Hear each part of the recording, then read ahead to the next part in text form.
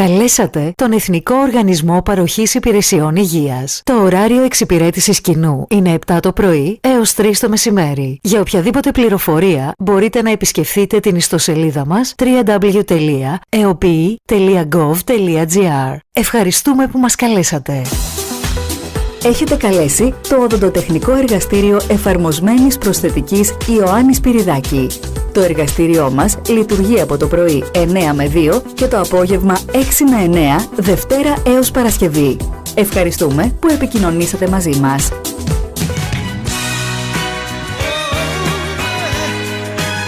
Δίκτυο συνεργείων αυτοκινήτων Bosch Car Service. Παρακαλώ περιμένετε. Bosch Car Service Network. Please hold the line. Thank you for calling Pavlidis Marble Granite. Please hold. Ευχαριστούμε που καλέσατε την Παυλίδης Μάρμαρα Γρανίτες. Παρακαλώ περιμένετε. Έχετε καλέσει την ID Telecom. Για να μιλήσετε με το τμήμα εξυπηρέτησης, πατήστε το 1.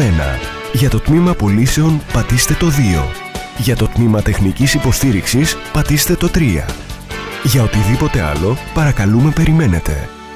Καλέσατε το Ιάκεντρο. You have called Ιάκεντρο. Για ελληνικά, πιέστε 2. For English, press 3. Per Italiano, digitare il 4.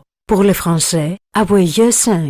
Έπιπλο Pro. Σας ευχαριστούμε για την προτίμηση που μας δείχνετε και κάνουμε πραγματικότητα αυτό που εσείς απαιτήσατε. Έπιπλο Pro. Κάνει το έπιπλο κομμάτι της ζωής σας. Καλέσατε την εταιρεία Λάλιζας ΑΕ. You have called Λάλιζας Hellas SA. Εάν γνωρίζετε το εσωτερικό νούμερο του συνεργάτη μας, πληκτρολογήστε το τώρα. Ιδάλλως περιμένετε να συνδεθείτε με τη γραμματεία. If you know the extension number of the person you wish to talk to, please dial it now. Alternatively, please wait to be connected to the reception.